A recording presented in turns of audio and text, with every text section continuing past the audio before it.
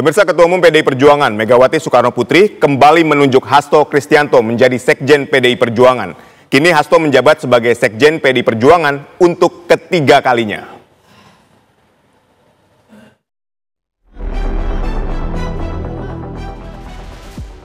Usai bebas dari lapas KPK setelah menerima amnesti dari Presiden Prabowo, Hasto Kristianto kembali menapaki jalan Partai Demokrasi Indonesia Perjuangan.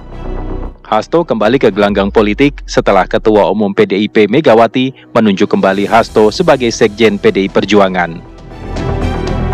Pelantikan Hasto dilakukan di kantor DPP PDIP Menteng, Jakarta. Hasto Kristianto dianggap sebagai kader yang memiliki loyalitas tinggi hingga Megawati kembali mempercayainya lagi sebagai Sekjen PDI Perjuangan. Apa yang diputuskan oleh Ibu Ketua Umum kita sudah benar.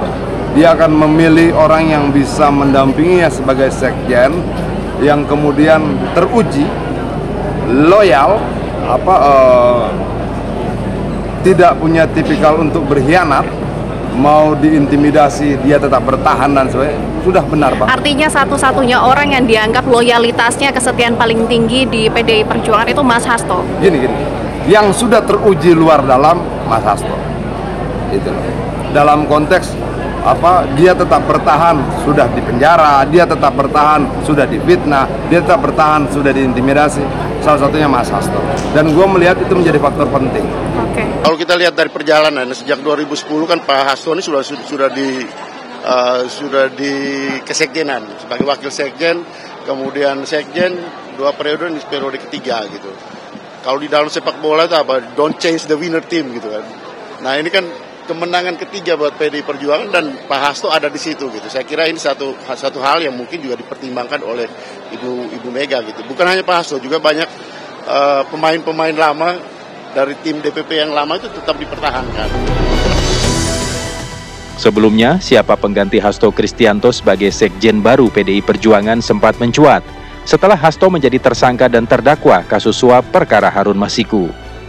Meski sempat ditahan KPK, Megawati tak melepas posisi Hasto Kristianto sebagai Sekjen PDIP.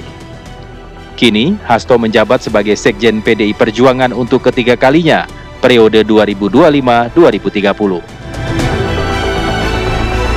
Dari Jakarta, tim TV One mengabarkan. Pemirsa, apa yang menjadi pertimbangan Ketua Umum PDI Perjuangan Megawati Soekarnoputri menunjuk Hasto Kristianto menjadi Sekjen PDI Perjuangan lagi, dan apa langkah Hasto Kristianto membawa PDIP sebagai partai penyimbang pemerintah? Untuk mendiskusikan hal tersebut sudah bersama kami juru bicara PDI Perjuangan Aryo Seno Bagaskoro. Selamat sore. Selamat sore, Mas Seno. Apa kabar? Alhamdulillah kabar baik. Mas Seno, ini kalau dilihat Ibu Megawati ini menunjuk Mas Hasto lagi. Iya. Kemana tokoh-tokoh atau kader-kader senior lain PDIP? Kenapa Mas Hasto sampai 3 kali nih masalahnya kan? Iya, makasih. Saya rasa di PDI Perjuangan itu kita punya satu fatsun untuk menghormati hak dan keputusan yang melekat pada tanggung jawab konstitusional Ketua Umum. Ya. Termasuk dalam hal penunjukan Sekjen ya. Itu adalah bagian dari hak prerogatif Ketua Umum yang dalam hal ini adalah Bu Mega, yang memutuskan bahwa yang terbaik untuk partai adalah Mas Hasto Kristianto sebagai Sekjen partai yang ketiga periode. Dan saya rasa ini bukan hal yang sangat mengejutkan gitu ya. Karena kalau kita lihat di PDI Perjuangan dari struktur DPP yang hari ini dan yang lalu ini kan ada kesinambungan yang cukup bisa tampak gitu ya. Banyak nama-nama senior yang dipertahankan di situ. Dan Mas Hasto salah satunya.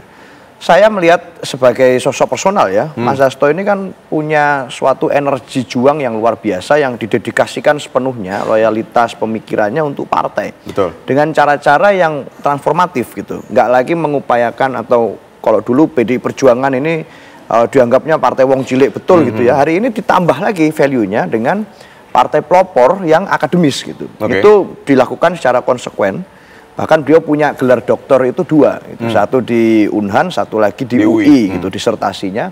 Dan hari ini malah justru sedang mengambil lagi kuliah S1 hukum gitu. Dengan kuliahnya belum mulai, skripsinya udah mulai ditulis. Jadi orang yang terus belajar gitu. Jadi terus belajar gitu dan mendorong energi itu kepada seluruh kader dan diberikan sumbangsih pikirannya itu kepada partai. Maka energi itulah yang saya rasa menjadi suatu faktor yang istimewa dari Mas Hasto.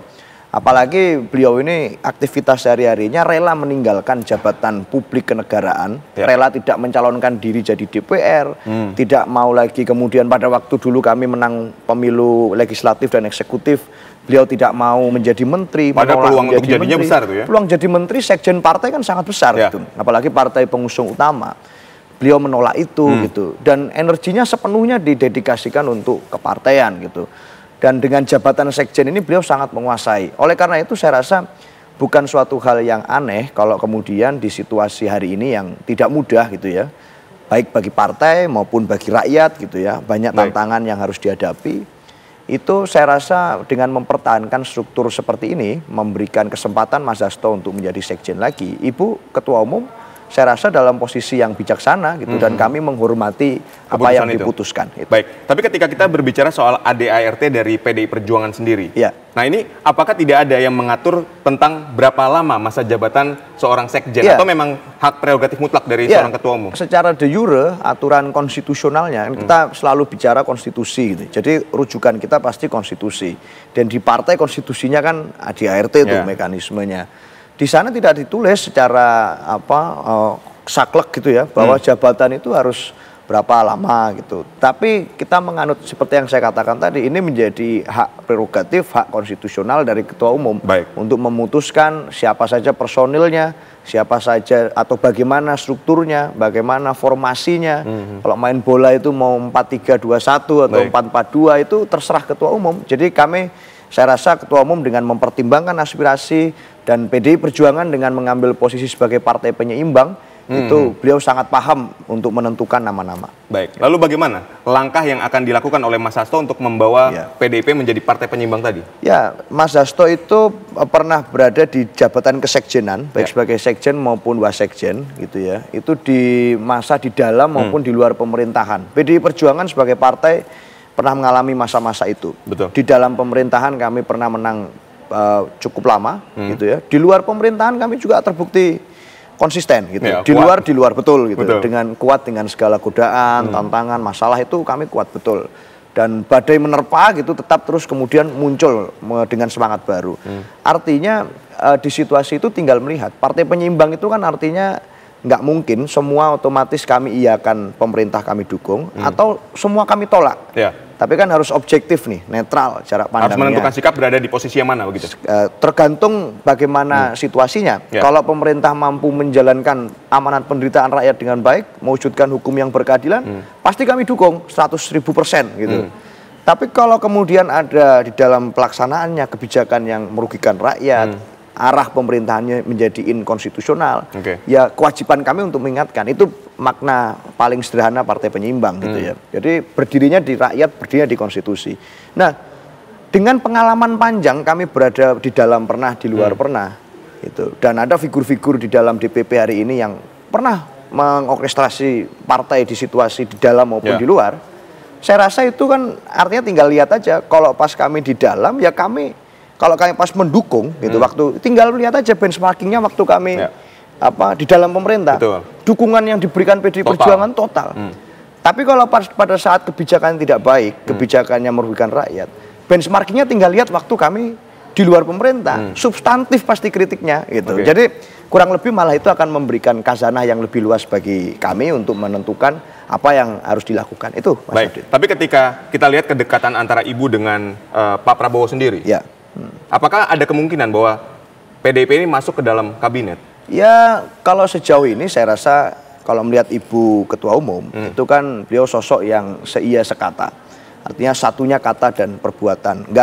Nggak pernah kami itu melihat Bu Mega itu mengatakan A lalu berubah jadi B gitu. Mengatakan iya ternyata tidak. Mengatakan tidak pura-pura iya, itu bukan karakter Ibu Mega. Betul, tapi politik ini kan sangat cair. Saya paham, tapi artinya dalam situasi hari ini itu menjadi suatu hal yang saya rasa masih jauh kalau kita mikir logika masuk ke dalam pemerintahan. Menjadi partai penyeimbang itu otomatis kan harus di luar. Kalau dia di dalam nggak mungkin bisa menyeimbangkan apa-apa gitu. Pada saat dia di luar maka dia bisa menentukan sikap kapan harus menyeimbangkan dengan bobot seberapa, pada saat condong kemana dia harus menyimbangkan di sebelah mana. Itu jarak pandangnya hanya bisa digambarkan pada saat di luar. Dan pada saat Ibu Mega menyampaikan itu di Kongres, artinya beliau sangat siap dengan segala konsekuensinya, termasuk pada saat harus berada di luar pemerintahan. Saya rasa itu. Baik, PDIP menjadi partai penyimbang yang berada di luar pemerintahan. Terima kasih sekali lagi Mas Seno atas waktunya. Terima kasih, berdialog bersama kami. Mas.